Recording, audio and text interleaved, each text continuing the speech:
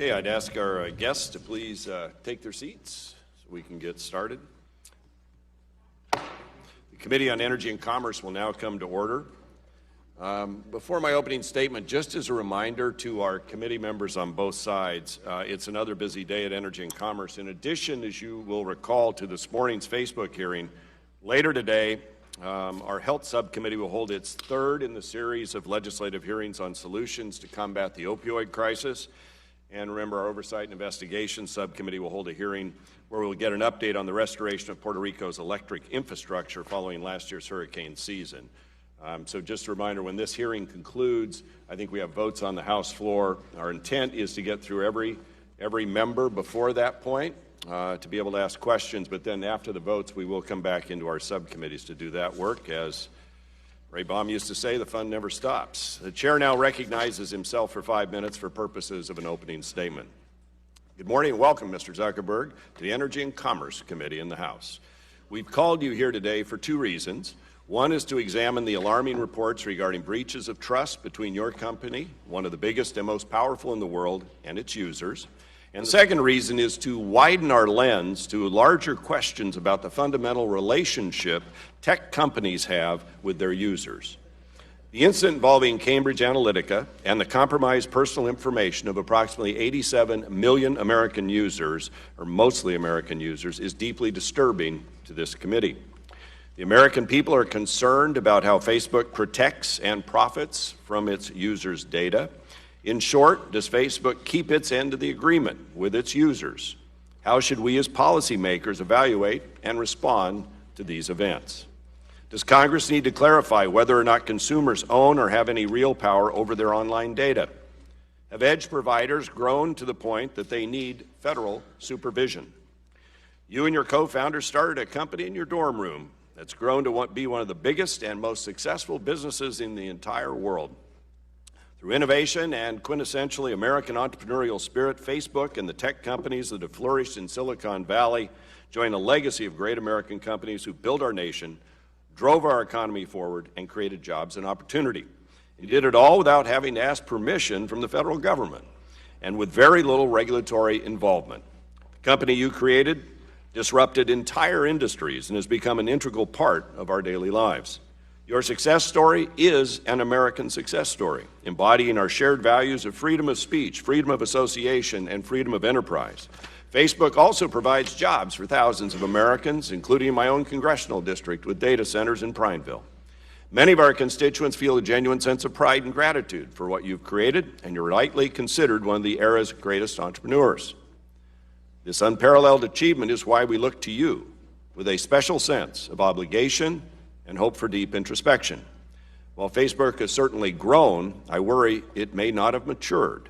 I think it's time to ask whether Facebook may have moved too fast and broken too many things. There are critical unanswered questions surrounding Facebook's business model and the entire digital ecosystem regarding online privacy and consumer protection. What exactly is Facebook? A social platform, a data company, an advertising company, a media company, common carrier in the information age, all the above, or something else?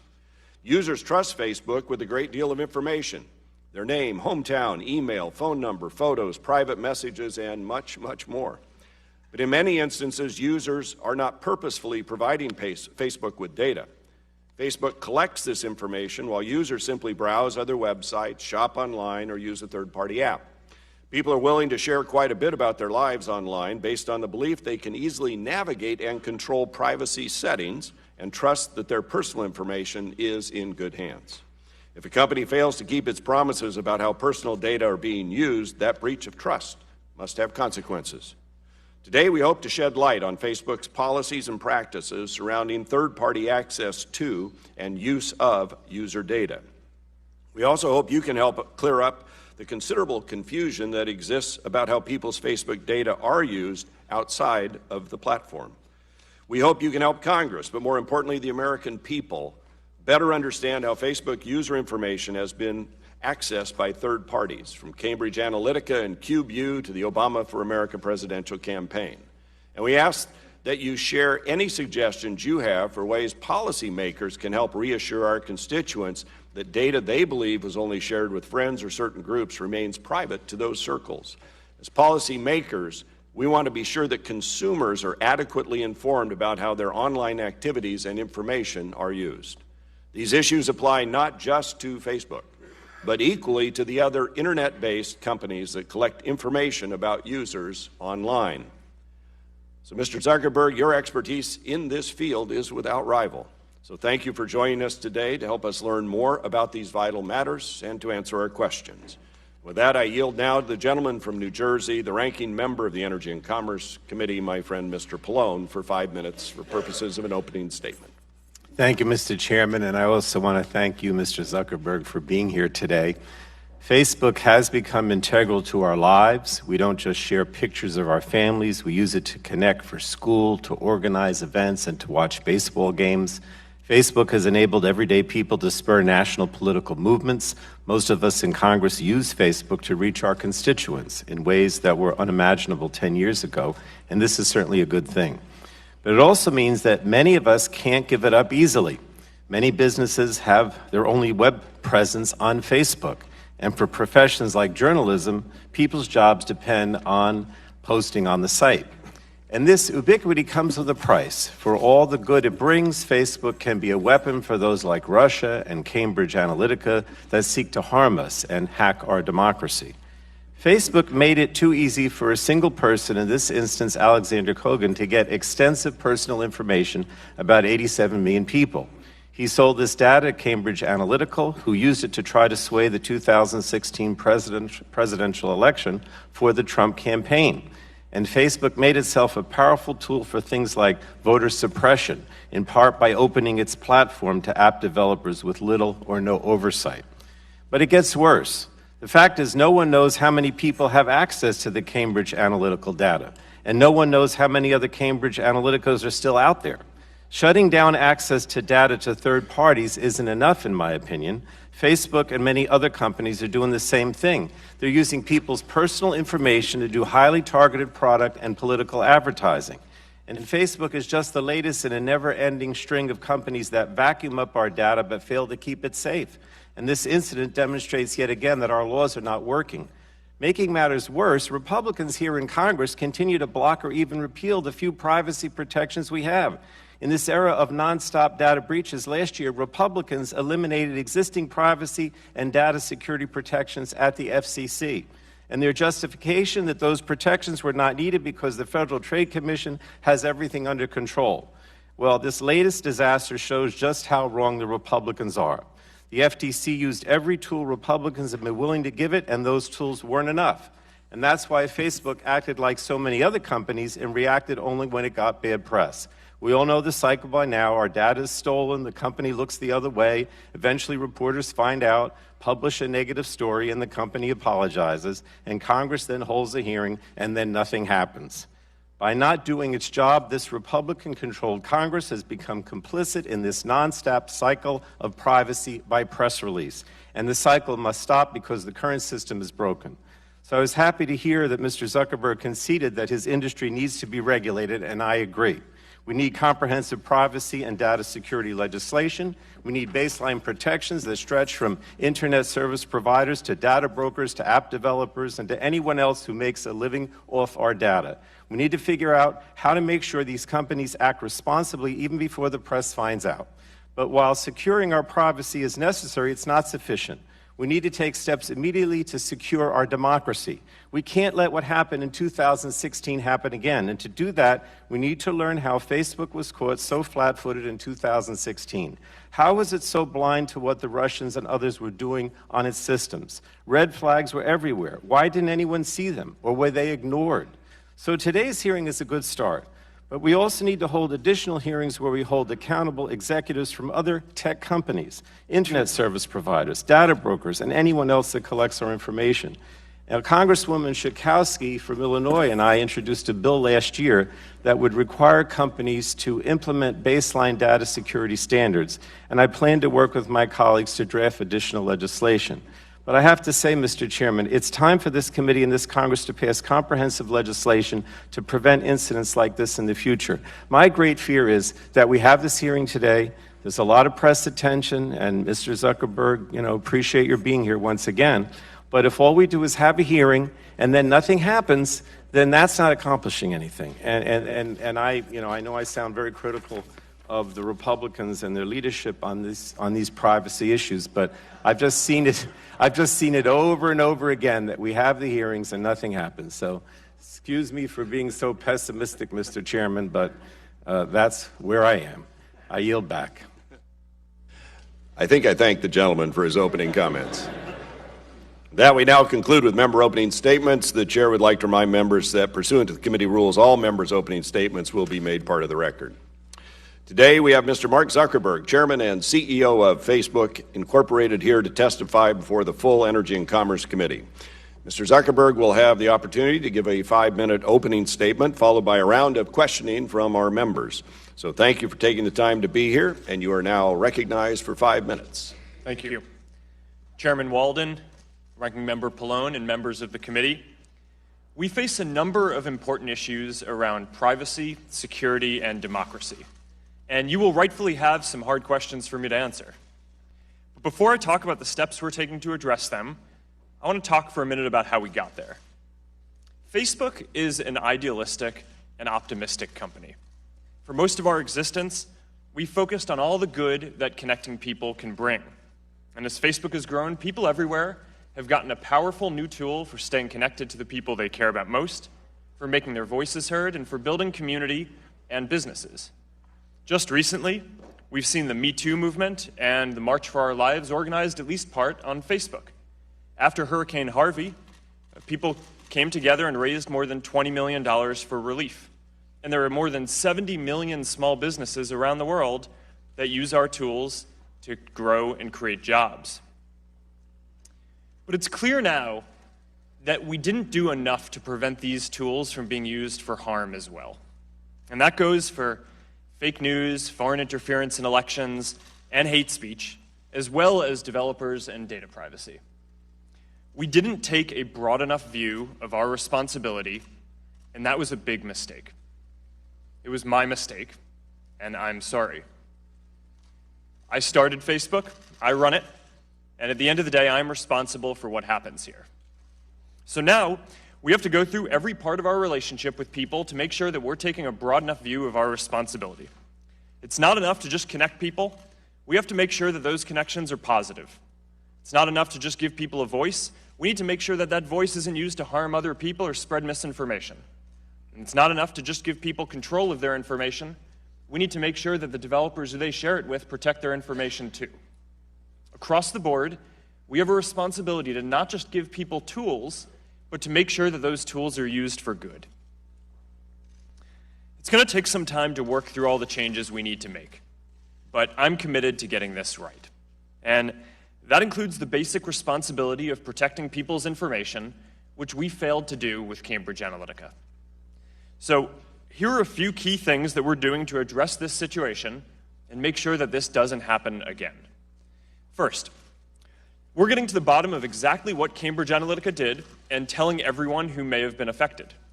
What we know now is that Cambridge Analytica improperly obtained some information about millions of Facebook members by buying it from an app developer that people had shared it with. This information was generally information that people share publicly on their profile pages, like their name and profile picture and the list of pages that they follow. When we first contacted Cambridge Analytica, they told us that they had deleted the data. And then about a month ago, we heard a new report that suggested that this was not true. So now we're working with governments in the US, the UK, and around the world to do a full audit of what they've done and to make sure that they get rid of any data that they still have. Second, to make sure that no other app developers are out there misusing data, we're now investigating every single app that had access to a large amount of people's information on Facebook in the past. And if we find someone that improperly used data, we're going to ban them from our platform and tell everyone affected. Third, to prevent this from ever happening again, we're making sure developers can't access as much information going forward. The good news here is that we made some big changes to our platform in 2014 that would prevent this specific instance with Cambridge Analytica from happening again today. But there's more to do, and you can find more of the details of the other steps we're taking in the written statement I provided. My top priority has always been our social mission of connecting people, building community, and bringing the world closer together. Advertisers and developers will never take priority over that for as long as I'm running Facebook. I started Facebook when I was in college. We've come a long way since then. We now serve more than 2 billion people around the world, and every day, people use our services to stay connected with the people that matter to them most. I believe deeply in what we're doing. And I know that when we address these challenges, we'll look back and view helping people connect and giving more people a voice as a positive force in the world. I realize the issues we're talking about today aren't just issues for Facebook and our community. They're challenges for all of us as Americans. Thank you for having me here today, and I'm ready to take your questions. Thank you, Mr. Zuckerberg. I'll start out, we'll go into the questioning phase. We'll go back and forth as we always do. Remember, it's 4 minutes today, so we can get to everyone. Mr. Zuckerberg, you've described Facebook as a company that connects people and as a company that's idealistic and optimistic. I have a few questions about what other types of companies Facebook may be. Facebook has created its own video series starring Tom Brady that ran for 6 episodes and has over 50 million views. That's twice the number of the viewers that watched the Oscars last month.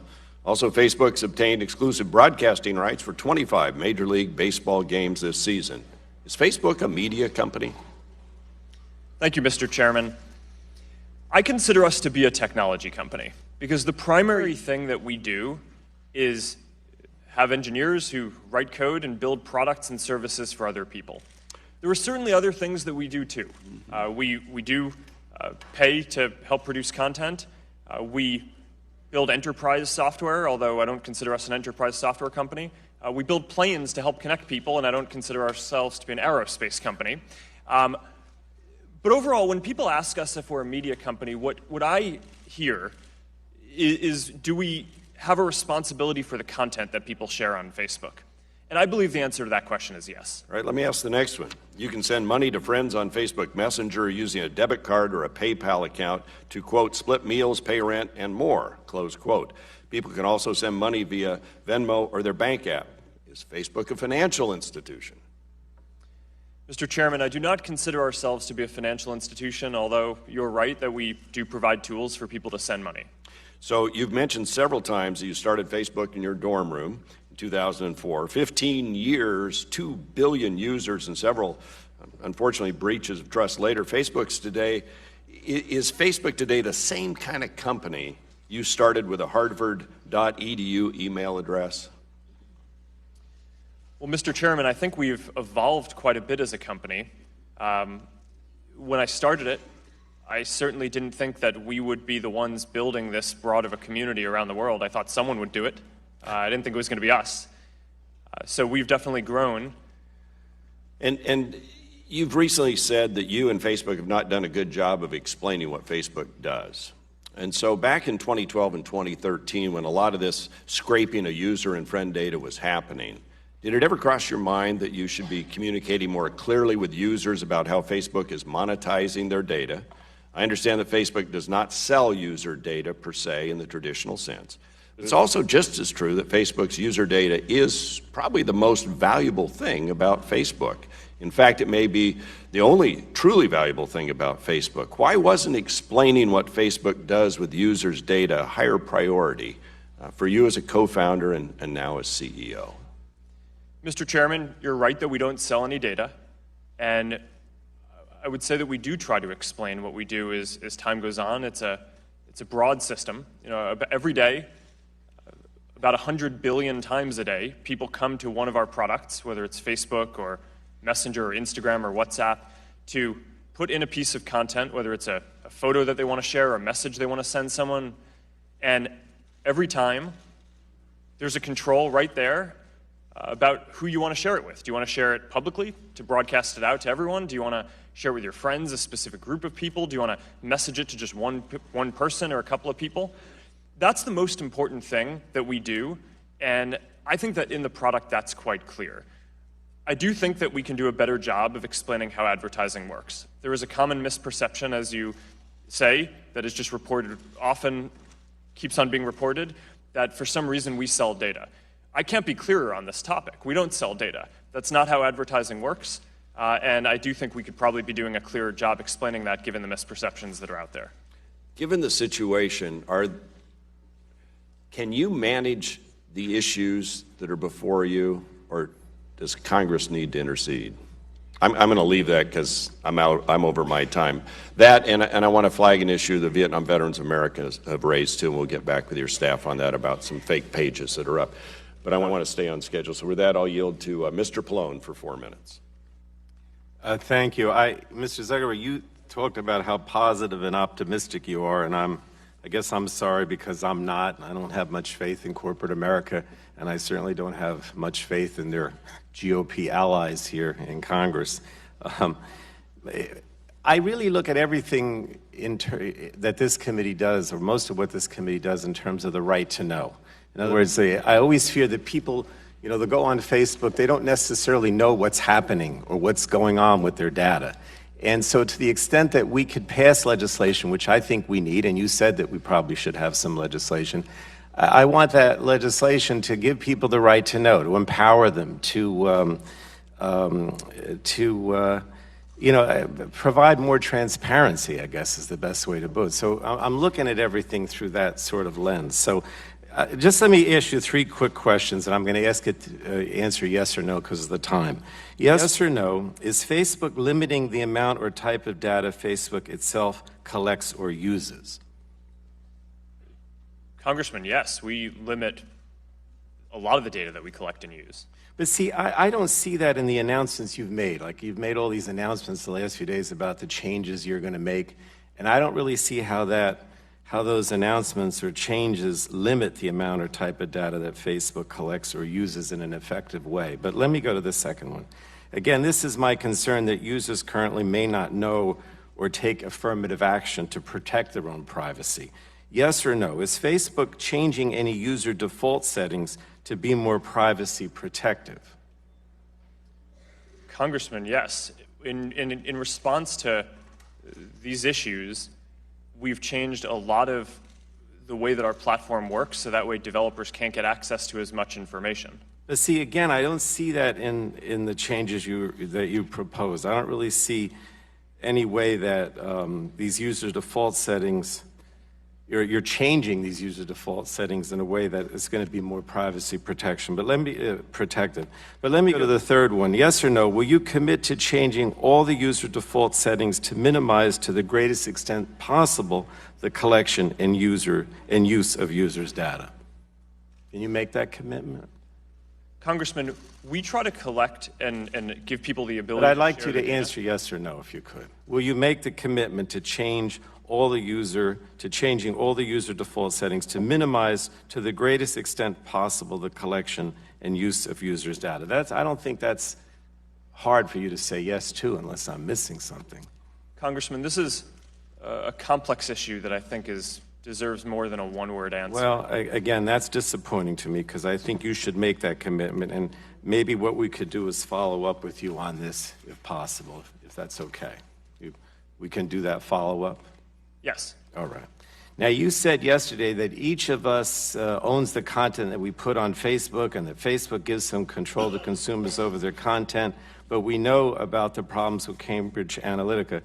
I know you changed your rules in 2014 and again this week, but you still allow third parties to have access to personal data. How can consumers have control over their data when Facebook doesn't have control over the data itself? That's my concern. Last question. Congressman, what we allow with our developer platform is for people to choose to sign into other apps and bring their data with them. That's something that a lot of people want to be able to do. The reason why we built the developer platform in the first place was because we thought it would be great if more experiences that people had could be more social. So if you could have a calendar that showed your friends' birthdays, if you could have an address book that had pictures of your friends in it, if you could have a map that showed your friends' addresses on it. In order to do that, you need to be able to sign into an app, bring some of your data and some of your friends' data, and that's what we built. Now, since then, we've recognized that that can be used for abuse too, so we've limited it so now people can only bring their data when they go to an app.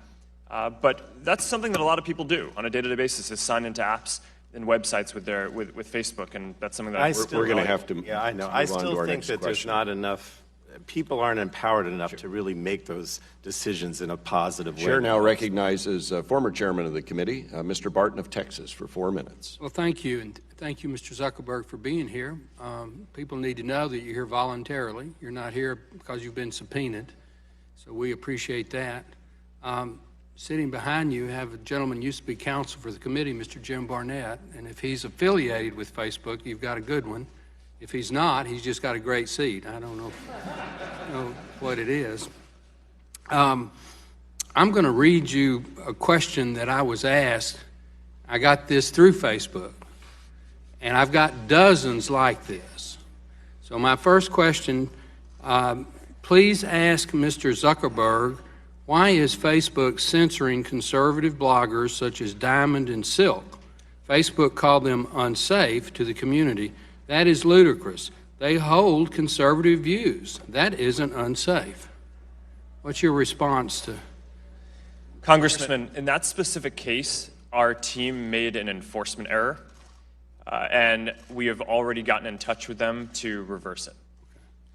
Well, Facebook does tremendous good. When I met you in my office 8 years ago, you don't remember that, but I've got a picture of you when you had curly hair, and Facebook had 500 million users. Now it's got over 2 billion. That's a success story in anybody's book. It's such an integral part of certainly young Americans' lives that you need to work with Congress and the community to ensure that it is a neutral, safe, and to the largest extent possible, private platform. Do you agree with that? Congressman, I do agree that we should work to give people the fullest free expression that is possible. That's what, when I talk about giving people a voice, that's what I care about. Okay. Let's talk about children. Children can get a Facebook account of their own, I believe, starting at age 13. Is that not correct? Congressman, that's correct. Okay.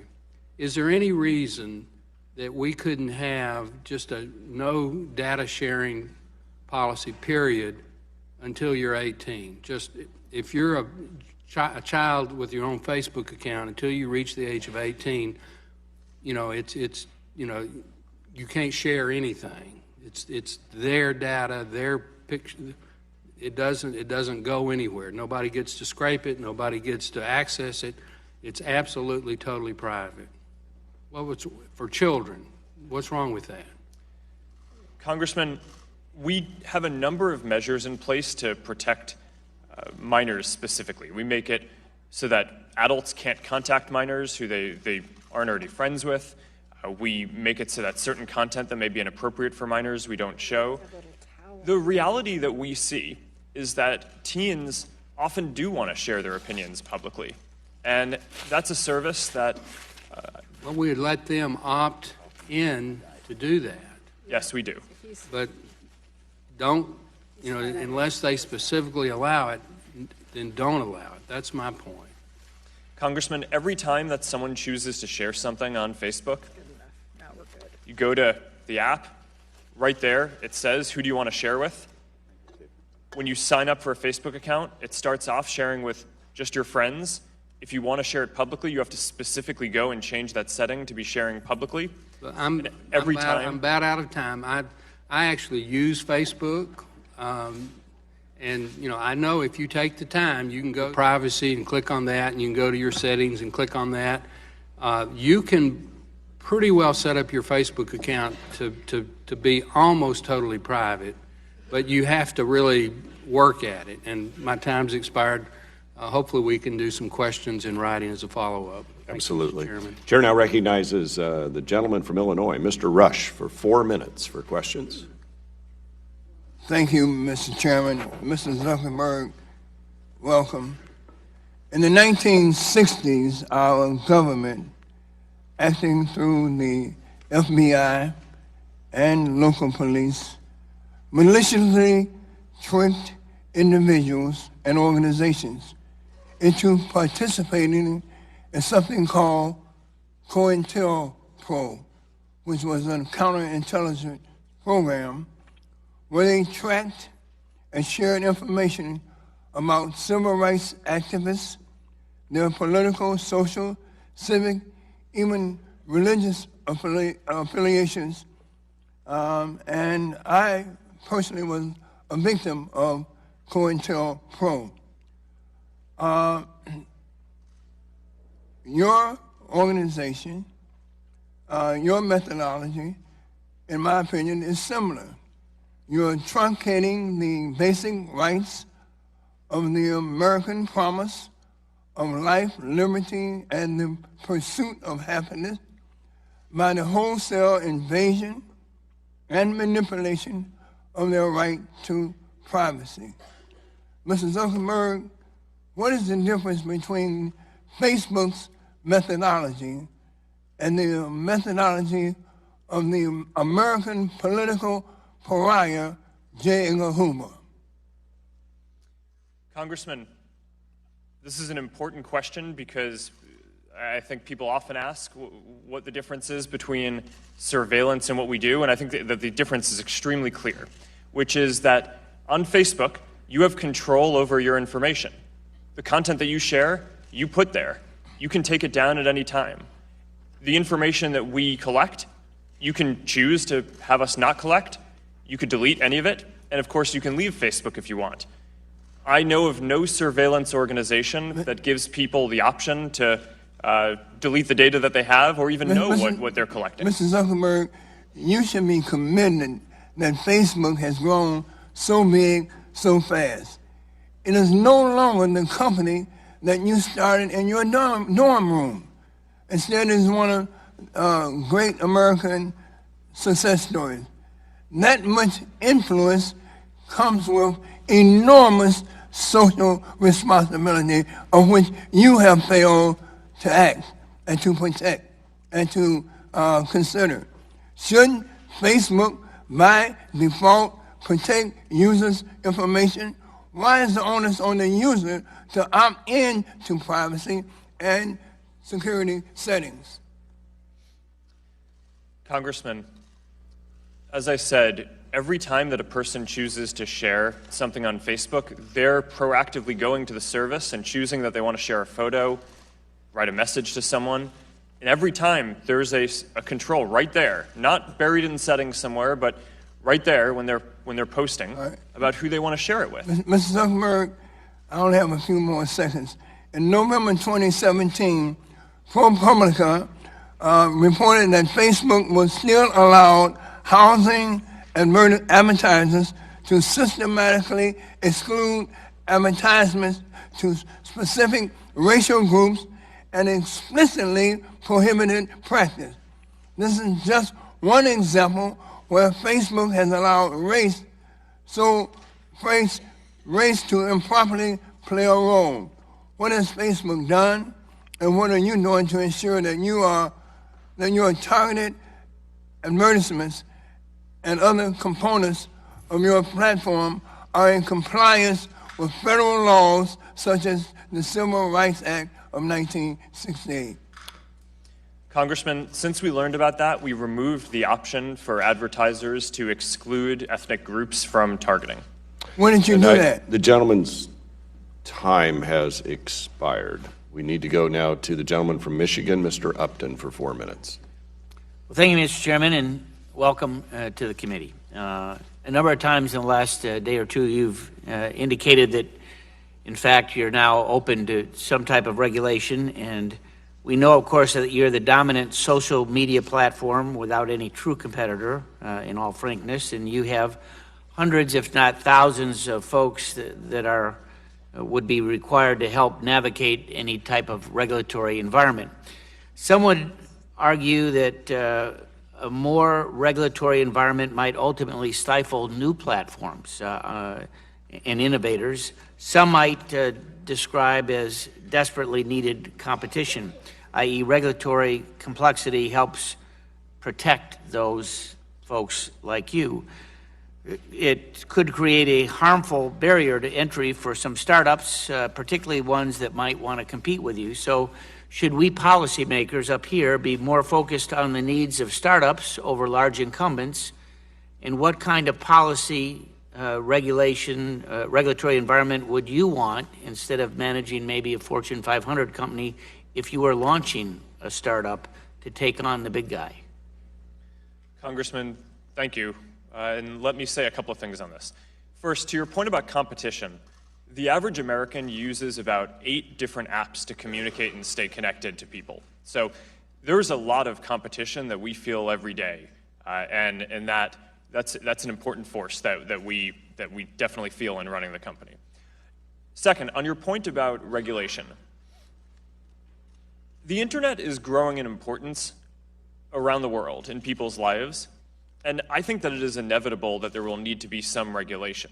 So my position is not that there should be no regulation, but I also think that you have to be careful about what regulation you put in place for a lot of the reasons that you're saying. I think a lot of times regulation, by definition, puts in place rules that a company that is larger, that has resources like ours, can easily comply with, but that might be more difficult for a smaller startup to comply with. So I think that these are all things that need to be thought through very carefully when thinking through what rules we want to put in place.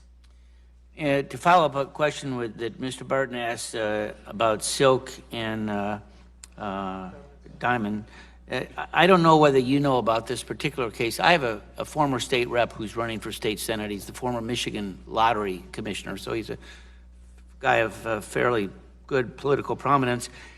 He announced for state senate just in the last week, and he had what I thought was a rather positive announcement, and I'll read to you precisely what it was. I'm proud to announce my candidacy for state senate. Lansing needs conservative West Michigan values, and as our next state senator, I will work to strengthen our economy, limit government, lower our auto insurance rates, balance the budget, stop sanctuary cities, pay down government debt, be a pro-life, pro-Second Amendment lawmaker, end. It was rejected, and the response from you all was it wasn't approved because it doesn't follow our advertising policies. We don't allow ads that contain shocking, disrespectful, or sensational content, including ads that depict violence or threats of violence. I'm not sure where the threat was based on what he tried to post. Congressman, I'm not sure either. I'm not familiar with that specific case. It's quite possible that we made a mistake, and we'll follow up afterwards on that. Okay. Overall, we have, by the end of this year, we'll have about 20,000 people at the company who work on security and content review related issues, but there's a lot of content flowing through the systems and a lot of reports, and unfortunately, we don't always get these things right when people report it to us. Okay. Thank you. Gentleman's time's expired. Chair recognizes the gentlelady from California, Ms. Eshoo, for 4 minutes. Thank you, Mr. Chairman. Good morning, Mr. Zuckerberg. First, I believe that our democratic institutions are undergoing a stress test in our country. And I believe that American companies owe something to America. I think the damage done to our democracy relative to Facebook and its platform being weaponized are incalculable. Enabling the cynical manipulation of American citizens for the purpose of influencing an election is deeply offensive, and it's very dangerous. Putting our private information on offer without concern for possible misuses, I think, is simply irresponsible. I invited my constituents going into the weekend to participate in this hearing today by submitting what they want to ask you. And so my questions are theirs. And Mr. Chairman, I'd like unanimous consent to place all of their questions in the record. Without objection. So these are a series of just yes/no questions. Do you think you have a moral responsibility to run a platform that protects our democracy? Yes or no? Congressman, yes. Have users of Facebook who were caught up in the Cambridge Analytica debacle been notified? Yes, we are starting to notify people this week. We started Monday, I believe. Will Facebook offer to all of its users a blanket opt-in to share their privacy data with any third-party users? Congresswoman, yes, that's how our platform works. You have to opt in to sign into any app before you use it. Well, let me just add that it is a minefield in order to do that. And you have to make it transparent, clear, in pedestrian language, just once. This is what we will do with your data. Do you want this to happen or not? So I think that this is being blurred. I think you know what I mean by it. Are you aware of other third-party information mishandlings that have not been disclosed? Congresswoman, no. Although we are currently going through the process of investigating every So single you're not app sure. that had access to a large amount of data. What does that mean? It means that we're going to look into every app that had a large amount of access to data in the past before we locked down the platform. I you're not imagine aware. that because there are tens of thousands of apps, we will find All some. right, but I only have 4 minutes. And when we Was find your them- data included in the data sold to the malicious third parties? Your personal data? Yes. It was. Are you willing to change your business model in the interest of protecting individual privacy? Congresswoman, have made and are continuing to make changes to reduce the amount of No, data. are you that- willing to change your business model in the interest of protecting individual privacy? Congresswoman, I'm not sure what that means. Well, I'll follow up with you on it. When did Facebook learn that Cambridge Analytica's research project was actually for targeted psychographic political campaign work?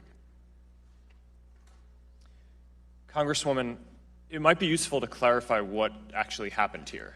Well, no, developer who was a I don't have researcher- time for a long answer, though. When did Facebook learn that? And when you learned it, did you contact their CEO immediately? And if not, why not?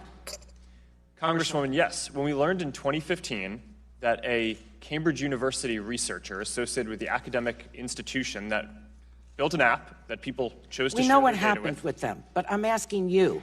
Yes, I'm answering your question. Right. When we learned about that, we So in immediately 2015, you learned about it? yes, And you spoke to their CEO immediately?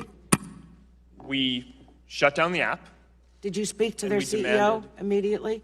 We got in touch with them, and we asked them we demanded that they delete any of the data that they had, and their chief data officer told us that they had. The gentlelady's time has expired. Thank Chair you. now recognizes gentleman from Illinois, Mr. Shimkus, for 4 minutes. Thank you, Mr. Chairman. Thank you for being here, Mr. Zuckerberg. Two things. First, I want to thank Facebook. You streamlined our congressional baseball game last year. We got the managers here, and I was told that because of that, we raised an additional $100,000 for DC literacy and feeding kids and stuff. So that's the other thing is I usually put my stuff up on the TV. I don't want to do it very much because it's my dad, and he'd be mad if he went international like you are. And he's been on Facebook for a long time. He's 88. It's been good for connecting with kids and grandkids. I just got my mother involved on an iPad, and because she can't handle a keyboard. And I did this last week. So that in this world of activity, I still think there is a positive benefit for my parents to be engaged on this platform. So, but there's issues that's being raised today. And so I'm going to go into a couple of those. Facebook developed access to user and friend data back in, your main update was in 2014. So the question is, what triggered that update? Congressman, this is an important question to clarify. So in 2007, we launched the platform in order to make it so that people could sign into other apps, bring some of their information and some of their friends' information to have social experiences. This created a lot of innovative experiences, new games, companies like Zynga. There were companies that you're familiar with, like Netflix and Spotify, had integrations with this that allowed social experiences in their apps. But unfortunately, there were also a number of apps that used this for abuse, to collect people's data. So if I can interrupt, it's just, you identified that there was possibly social scraping going on. Yeah, there was abuse. And that's why in 2014, we took the step of fundamentally changing how the platform works. So now, when you sign into an app, you can bring your information. And if a friend has also signed into the app, then the app can know that you're friends, so you can have a social experience in that app. But when you sign into an app, it now no longer brings information from other people. Yeah, let me go to your announcement of audits. Who's going to conduct an audit when we're talking about, are there other Cambridge Analytics out there? Yes, Congressman, good question. So we're going to start by doing an investigation internally of every single app that had access to a large amount of information before we lock down the platform. If we detect any suspicious activity at all, we are working with third-party auditors. I imagine there will have to be a number of them because there are a lot of apps, and they will conduct the audit for us. Yeah, I think we would hope that you would bring in a third party to help us clarify and have more confidence. The last question I have is, in yesterday's hearing, you talked a little about Facebook tracking in different scenarios, including logged off users. Can you please clarify us how that works, and how does tracking work across different devices? Yes, Congressman, thank you for giving me the opportunity to clarify that. So one of the questions is what information do we track and why about people who are not signed into Facebook? We track certain information for security reasons and for ads reasons.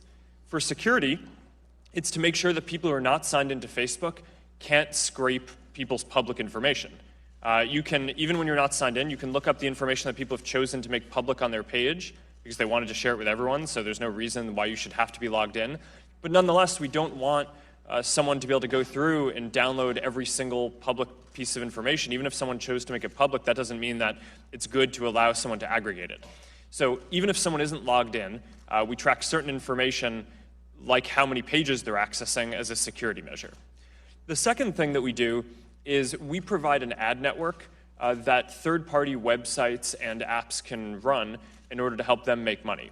And those ads, similar to what Google does and what the rest of the industry does, it's not limited to people who are just on Facebook. So for the purposes of that, we may also collect information to make it so that those ads are more relevant and work better on those websites. There's a control that for that second class of information around ad targeting, anyone can turn off, has complete control over it. For obvious reasons, we do not allow people to turn off the measurement that we do around security. The gentleman's time has expired. We now turn to the gentleman from New York, Mr. Engel, for 4 minutes.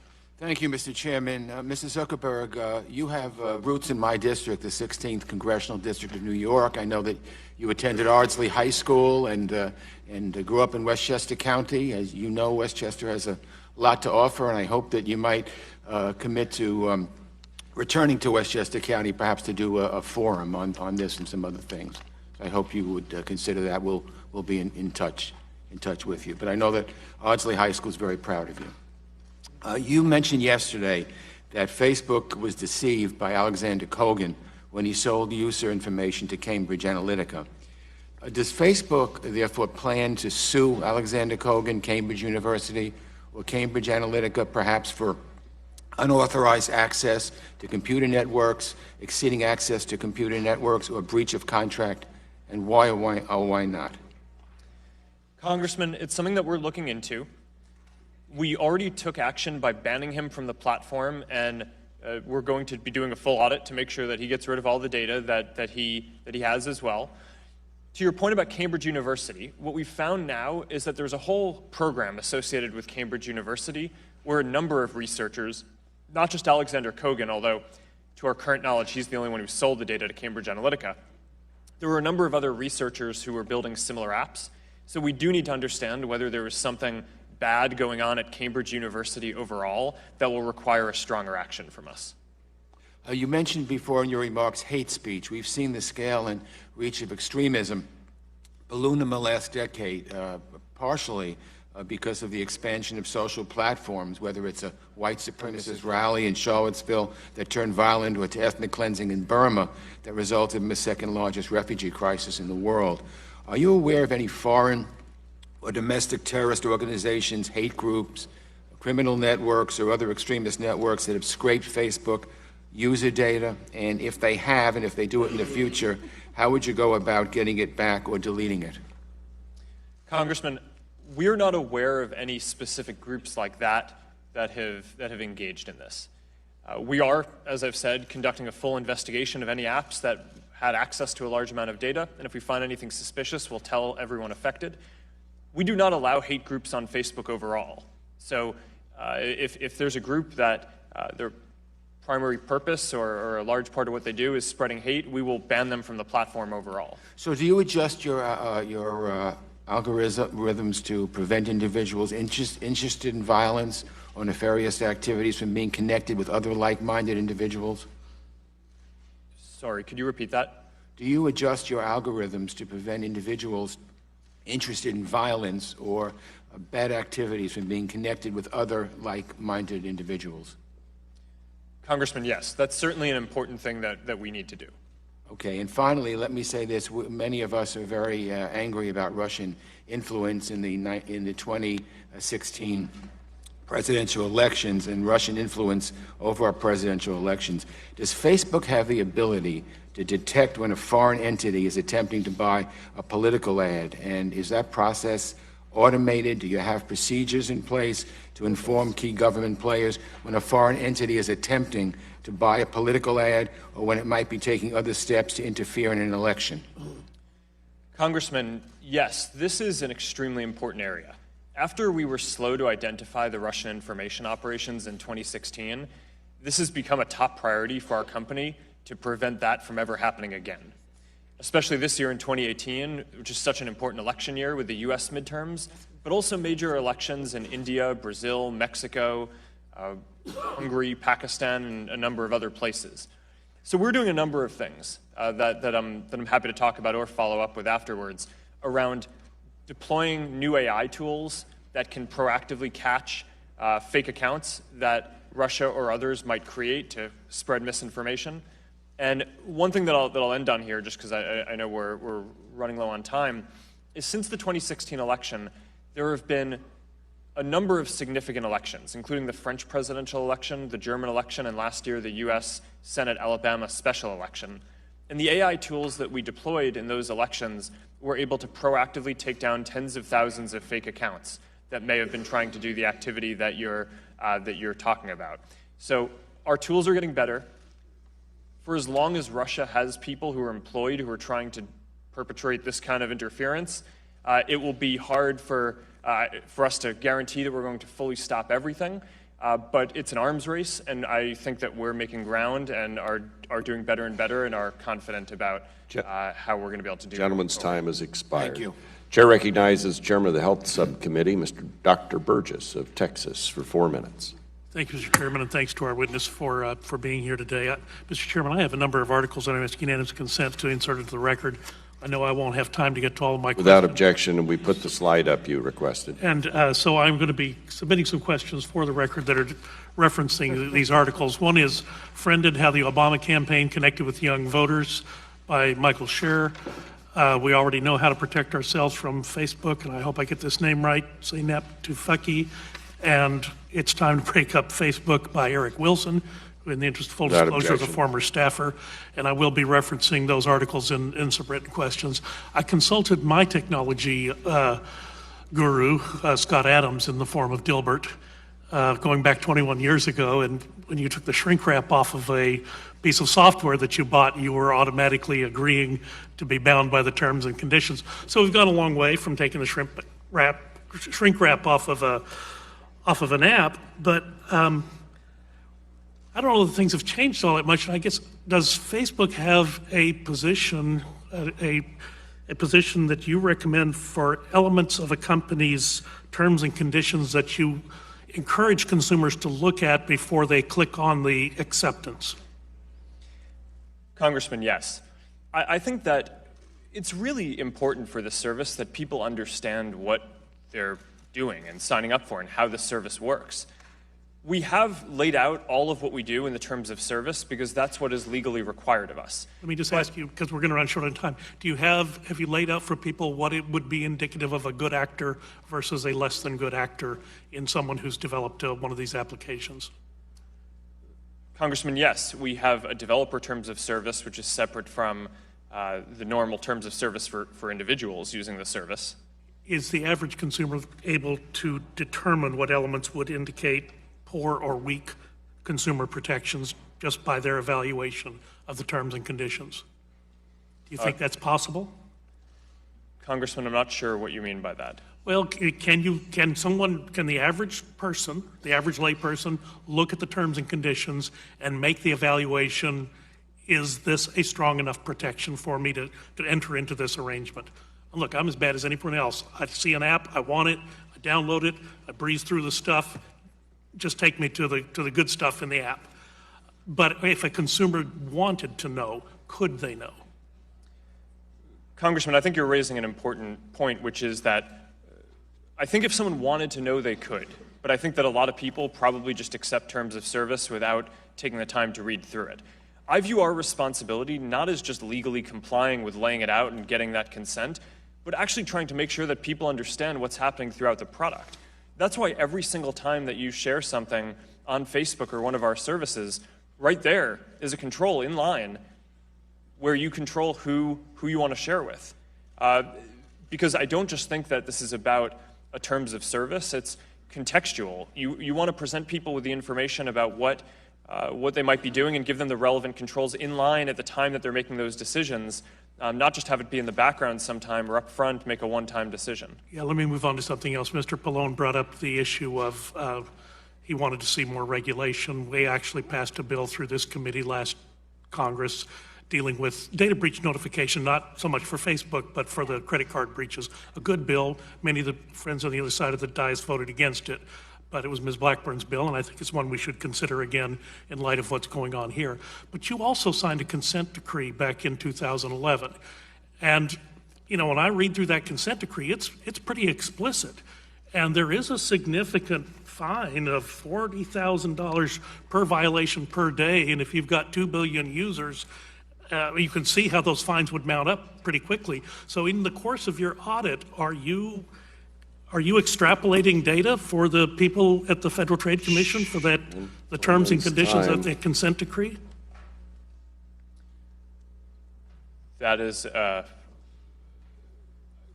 not sure what you mean by extrapolating data. Well, you've referenced there are audits that are ongoing. Are you making that information from those audits available to our friends at the agency at the Federal Trade Commission? Congressman, as you know, the FTC is investigating this, and we are certainly going to be complying with them and working with them on that investigation. Gentleman's time's expired. Chair recognizes the gentleman from Texas, Mr. Green, for 4 minutes. Thank you, Mr. Chairman, and welcome to our committee. I want to follow up on what my friend from North Texas talked about on his cartoon. Next month, the General Data Protection Regulation, the GDPR, goes into effect in the European Union. The GDPR is pretty prescriptive on how companies treat consumer data, and it makes it clear that consumers need to be in control of their own data. And Mr. Zuckerberg, Facebook has committed to abiding to these consumer protections in Europe, and you face large penalties if they don't.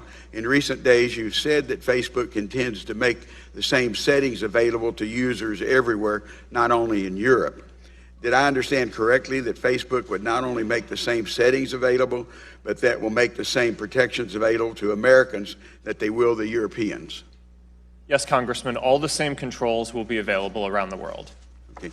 And you commit today that Facebook will extend the same protections to Americans that European users will receive under the GDPR? Yes, Congressman. We believe that everyone around the world deserves good privacy controls. We've had a lot of these controls in place for years. The GDPR requires us to do a few more things, and we're going to extend that to the world. There are many requirements in the GDPR, so I'm just going to focus on a few of them. The GDPR requires that the company's request for user consent to be requested in a clear and concise way using language that is understandable and be clearly distinguishable from other pieces of information, including terms and conditions. How will that requirement be implemented in the United States?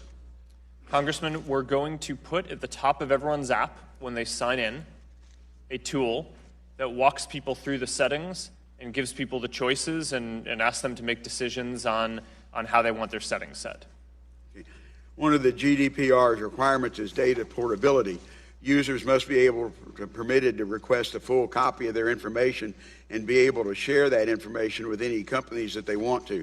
I know Facebook allows users in the U.S. to download their Facebook data.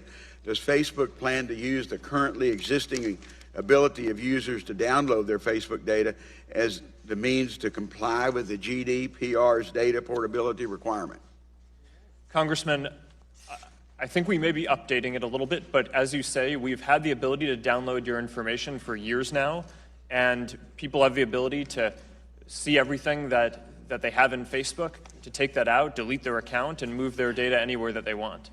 Does that download file include all the information Facebook has collected about any given individual? In other words, if I download my Facebook information, is there other information accessible to you within Facebook that I wouldn't see on that document, such as browsing history or the inferences that Facebook has drawn from users for advertising purposes? Congressman, I believe that all of your information is in that file. Okay. GDPR also gives users the right to object to the processing of their personal data for marketing purposes, which, according to Facebook's website, includes custom micro-targeted audiences for advertising. Will the same right be available to Facebook users in the United States, and how will that be implemented? Congressman, I'm not sure how we're going to implement that yet. Let me follow up with you on that. Okay. Thank you, Mr. Chairman. And again, as a small, Facebook conducted a couple of years ago an effort in our district in Houston for our small businesses, and it was one of the most successful outreach I've seen. So I appreciate that outreach to helping small businesses use Facebook to market their products. Thank you, Mr. Chairman. Thank you, gentlemen. The chair now recognizes the gentlelady from Tennessee, Ms. Blackburn, for 4 minutes. Thank you, Mr. Chairman. Mr. Zuckerberg, I tell you, I think your cozy community, as Dr. Mark Jameson recently said, is beginning to look a whole lot like the Truman Show, where people's identities and relationships are made available to people that they don't know. And then that data is crunched and it is used, and they are fully unaware of this. So I've got to ask you, I think what we're getting to here is, who owns the virtual you? Who owns your presence online? And I'd like for you to comment. Who do you think owns an individual's presence online? Who owns their virtual you? Is it you or is it them? Congresswoman, I believe that everyone owns their own content online. And that's the first line of our terms of service. If you read it, says that. And where does privacy rank as a corporate value for Facebook? Congresswoman, giving people control of their information and how they want to set their privacy is foundational to the whole service. It's not just a kind of an add-on feature or something we have to comply with. Well, the reality is, if you have a photo, if you just think about this in your day-to-day life. No, I can't let you filibuster right now. A constituent of mine who's a benefits manager brought up a great question in a meeting at her company last week. And she said, you know, healthcare, you've got HIPAA, you've got Gramm-Leach-Bliley, you've got the Fair Credit Reporting Act. These are all compliance documents for privacy. For other sectors of the industry, she was stunned that there are no privacy documents that apply to you all.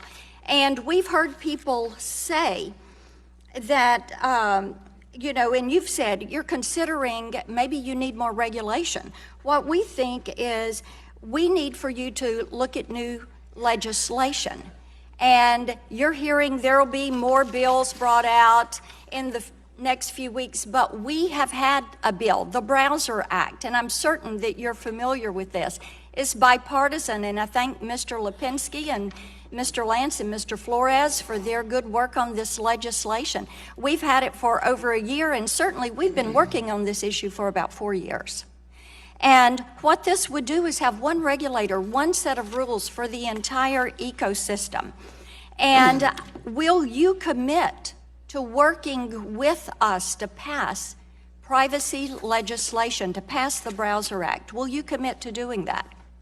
Congresswoman, I'm not directly familiar with the details of what you just said, but I certainly think that regulation in this area... Let's get familiar with the details. As you have heard, we need some rules and regulations. This is only 13 pages.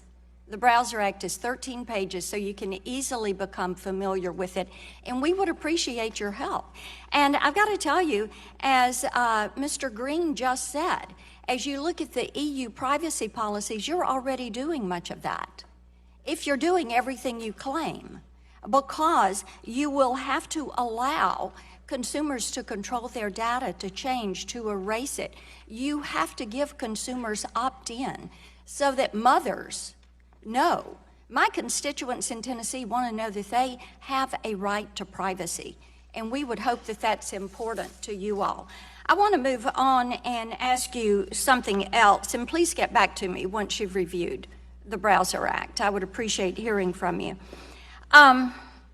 We've done one hearing on algorithms. I chair Communications and Technology Subcommittee here. We're getting ready to do a second one on algorithms. We're going to do one next week on prioritization. So I'd like to ask you, do you subjectively manipulate your algorithms to prioritize or censor speech? Congresswoman, we don't think about what we're doing as censoring speech. I think that there are types of content like terrorism that I think that we all agree we do not want to have on our service. So we build systems that can identify those and can remove that content, and we're very proud of that work. Let me tell you something right now. Diamond and silk is not terrorism. Gentlelady's time's expired. Chair recognizes gentlelady from Colorado, Ms. DeGette, for 4 minutes. Thank you very much, Mr. Chairman. Mr. Zuckerberg, we appreciate your contrition and we appreciate your commitment to resolving these past problems. From my perspective, though, and my colleagues on both sides of the aisle in this committee, we're interested in looking forward to preventing this kind of activity, not just with Facebook, but with others in your industry. And as has been noted by many people already, we've been relying on self-regulation in your industry for the most part. We're trying to explore what we can do to prevent further breaches. So I want to ask you a whole series of fairly quick questions. They should only require yes or no answers. Mr. Zuckerberg, at the end of 2017, Facebook had a total shareholder equity of just over $74 billion. Is that correct? Sorry, Congresswoman, I'm not familiar. At the end of 2017, Facebook had a total shareholder equity of over $74 billion, correct? Of over that? That's correct. You're the CEO. The market cap of the company was greater than that, yes. Greater than 74. Last year, Facebook earned a profit of $15.9 billion on $40.7 billion in revenue, correct? Yes or no? Now, since the revelations surrounding Cambridge Analytica, Facebook has not noticed a significant increase in users deactivating their accounts. Is that correct? Yes. Now, since the revelations surrounding Cambridge Analytica, Facebook has also not noticed a decrease in user interaction on Facebook, correct? Yes, that's correct. Okay. Now, I want to take a minute to talk about some of the civil and regulatory penalties that we've been seeing. I'm aware of 2 class action lawsuits that Facebook has settled relating to privacy concerns. Lane versus Facebook was settled in 2010.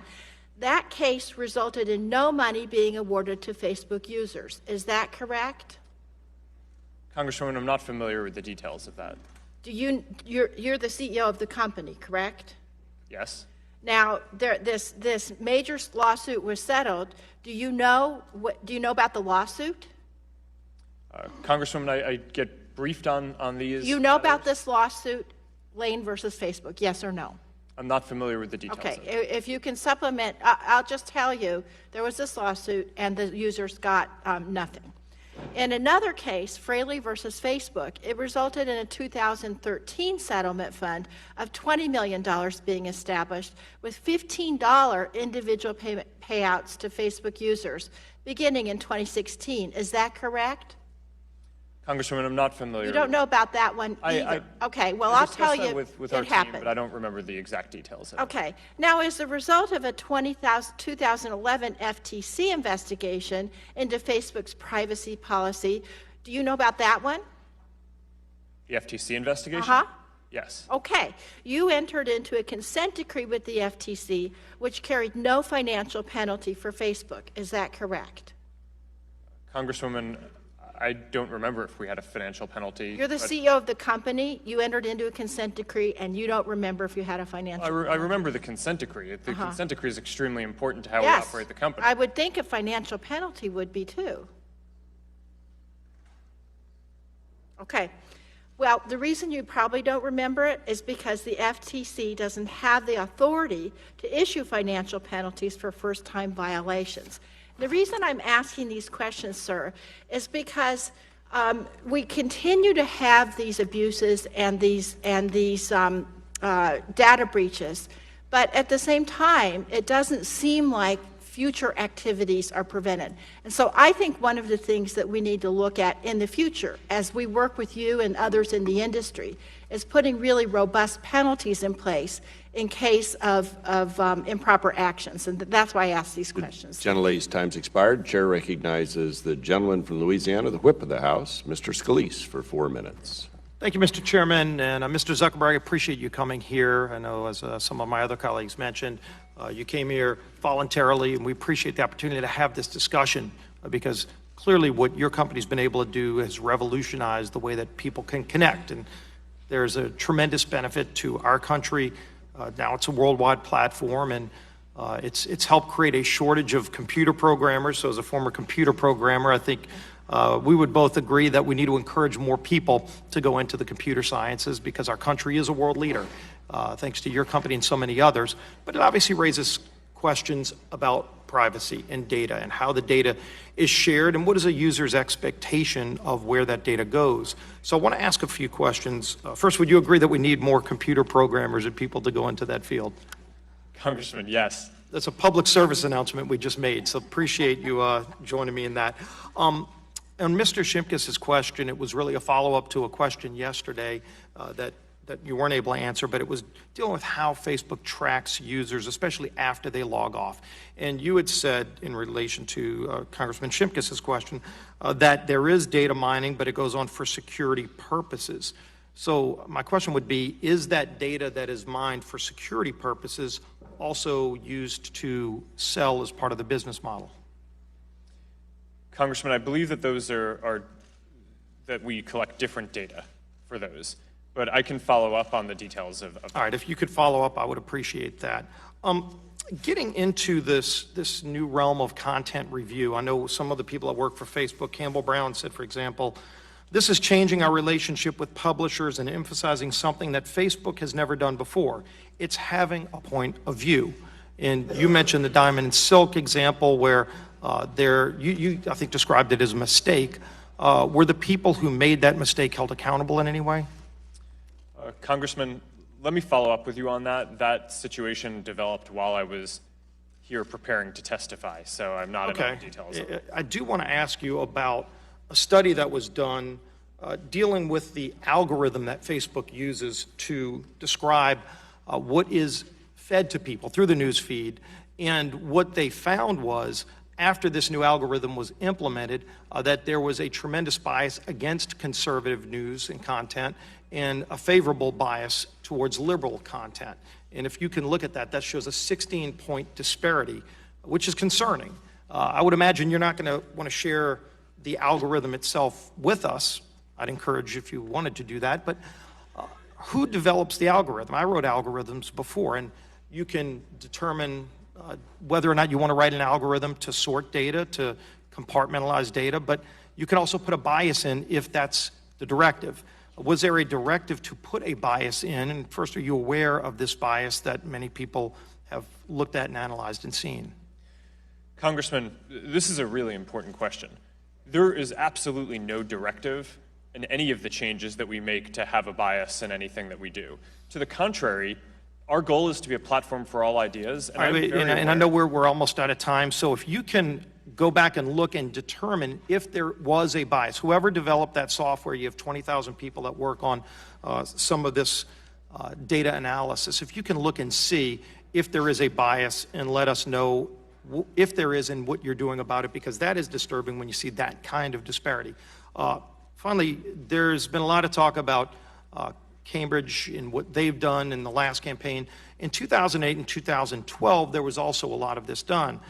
One of the lead digital heads of the Obama campaign said recently, Facebook was surprised we were able to suck out the whole social graph, but they didn't stop us once they realized that was what we were doing.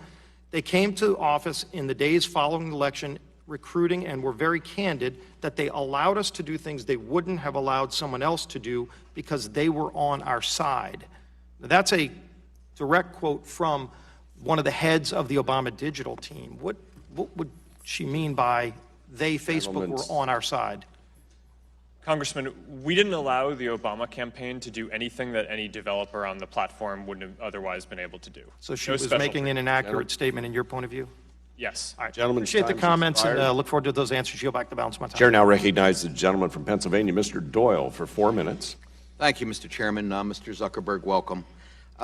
Facebook uses some of the most advanced data processing techniques and technologies on the planet, correct? Congressman, yes we or no? pride ourselves on doing good technical work. Thank you. Yes. And you use these technologies to flag spam, identify offensive content, and track user activity, right? Among other things. But in 2015, when The Guardian first reported on Cambridge Analytica using Facebook user data, was that the first time Facebook learned about these allegations? Congressman, in 2015, when we heard that the developer on our platform, Alexander Kogan... Was that the first time you heard about it? That when it was Alexander reported Kogan by had The sold Guardian? data to Cambridge Analytica? When The Guardian made the report, was that the first time you heard about it? Thank you. So do you routinely learn about these violations through the press? Congressman, sometimes we do. I generally think that... Let me ask you this. You had the capability to audit developers' use of Facebook user data and do more to prevent these abuses. But the problem at Facebook not only persisted, it proliferated.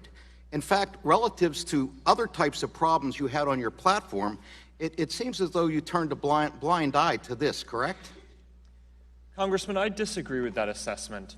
I do think that going forward, we need to take a more proactive view of policing what the developers do. But looking back, we've had an app review process. We investigate. But Mr. Zuckerberg, it seems to us that it seems like you were more concerned with attracting and retaining developers on your platform than you were with ensuring the security of Facebook's user data. Let me switch gears. Your company is subject to a 20-year consent decree with the FTC since 2011, correct? Congressman, we have a consent decree, yes. And that decree emerged out of a number of practices that Facebook engaged in that the FTC deemed to be unfair and deceptive.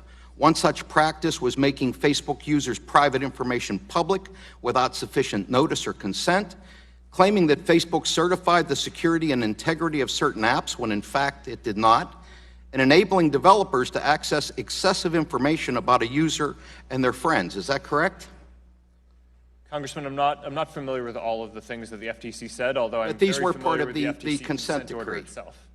So I think I'm just concerned that despite this consent decree, Facebook allowed developers access to an unknown number of user profiles on Facebook for years, potentially hundreds of million, potentially more, and not only allowed but partnered with individuals and app developers such as Alexander Kogan, who turned around and sold that data on the open market and to companies like Cambridge Analytica. Mr. Zuckerberg, you've said that you plan to audit tens of thousands of developers that may have improperly harvested Facebook user data.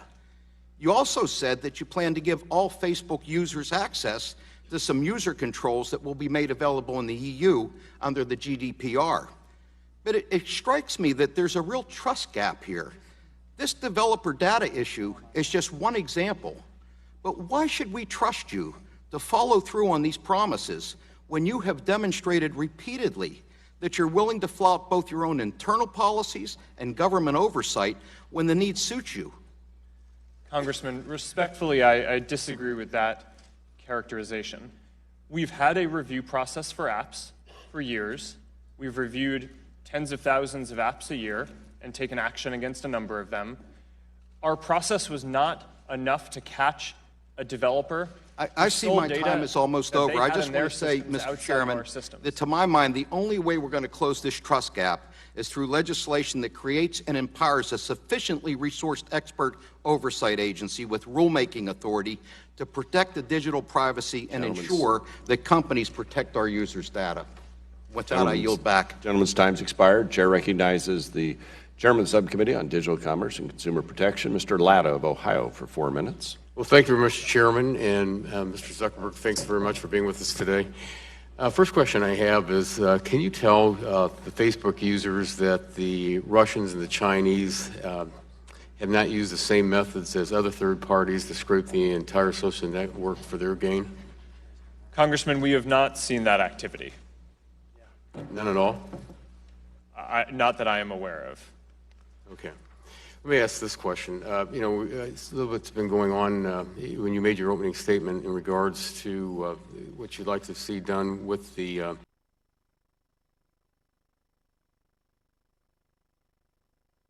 you're going to be investigating the apps. How many apps are there out there that you'd have to investigate? There are tens of thousands of apps that had access to a large amount of people's information before we locked down the platform in 2014. Okay. So we're going to do an investigation that first involves looking at their patterns of API access and what those companies were doing. And then if we find anything suspicious, then we're going to bring in third-party auditors to go through their technical and physical systems to understand what they did. And if we find that they misused any data, then we'll ban them from our platform, make sure that they delete the data, and tell everyone affected. Okay. Just to follow up on that then, how long would it take to investigate each of those apps once you're doing that? Because again, when you're talking about tens of thousands and you're going through that entire process, then how long would it take to go through each one of those apps? Yes, Congressman, it's going to take many months to do this full process. Okay. And it's going to be an expensive process with a lot of auditors, but we think that this is the right thing to do at this point. All right. You know, before we'd thought that when developers told us that they weren't going to sell data, that was a good representation.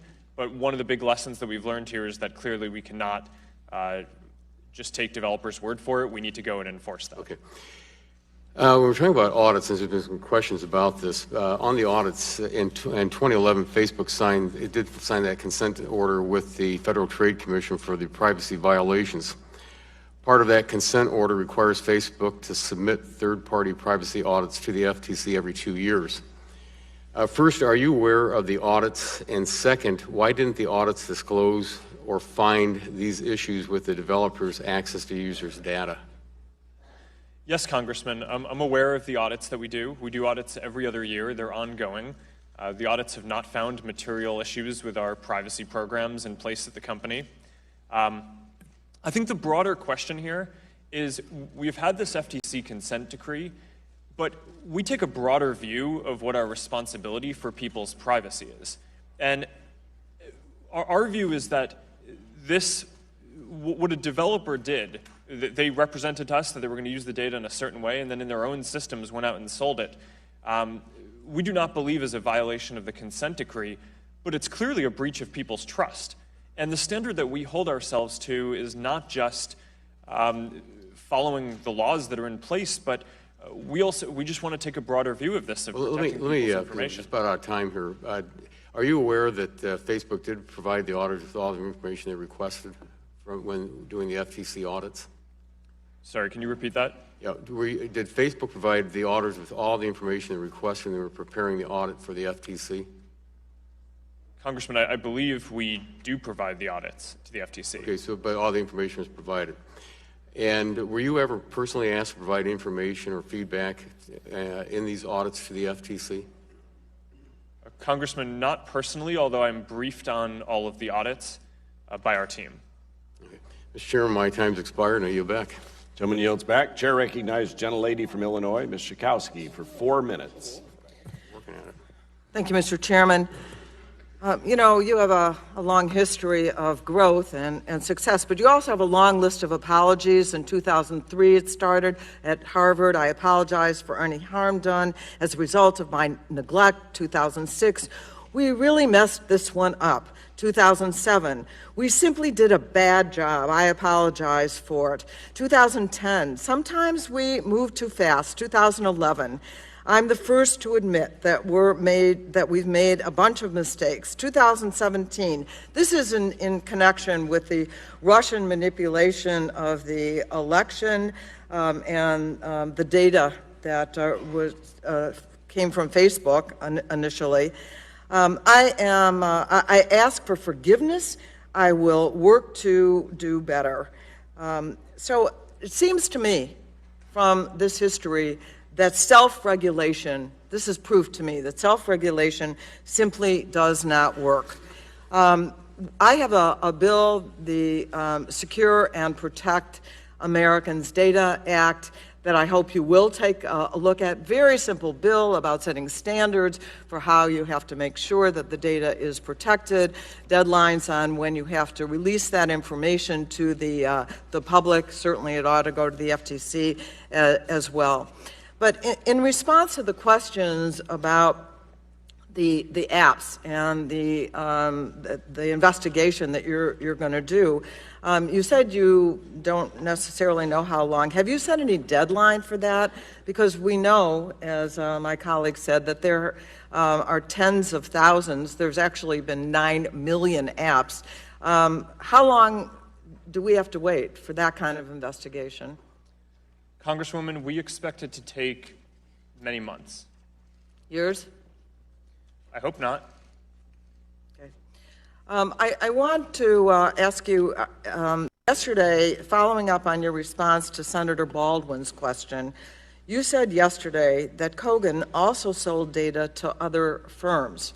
You named Unoya Technologies. How many are there total, and what are their names? Can we get that? And how many are there total? Congresswoman, we can follow up with you to make sure that you get all that information. Yeah, but order of magnitude. I don't believe it was a large number, but as we complete the audits, we will know more. What's a large number? A handful. Has Facebook tried to get those firms to delete user data and its derivatives? Yes, Congresswoman. In 2015, when we first learned about it, we immediately demanded that the app developer and the firms that he sold it to delete the data, and they all represented to us that they had. It wasn't until about a month ago that new reports surfaced that suggested that they hadn't, which is what has kicked off us needing to now go do this full audit and investigation and investigate all these other apps that have come up. And were derivatives deleted? Congresswoman, we need to complete the investigation and audit before I can confirm that. You are What looking at derivatives. represented to us is that they have, but we need to now get into their systems and confirm that before I want to stand up here confidently and say what they've done. So Mr. Green asked about the General Data Protection Regulation on May 25th that's going to go into effect by the EU. And your response was, let me ask, is your response that exactly the protections that are guaranteed, not the, what did you say? Yeah, not just the controls, but all the rights that are guaranteed under the General Data Protection regulations will be applied to Americans as well? Congresswoman, the GDPR has a bunch of different important pieces. One is around offering controls over every use of people's data. Right, that's one. That we're doing. The second is around pushing for affirmative consent and putting a control in front of people that walks people through their choices. Exactly. We're going to do that too. The second, although that might be different depending on the laws in specific countries and different places, but we're going to put a tool at the top of everyone's app that walks them through their settings and helps them understand what is It going on. sounds like it will not be exact. And let me say, as we look at the distribution of information, that who's going to protect us from Facebook is also a question. Thank you. Gentlelady's time's expired. Chair recognizes the gentlelady from Washington State.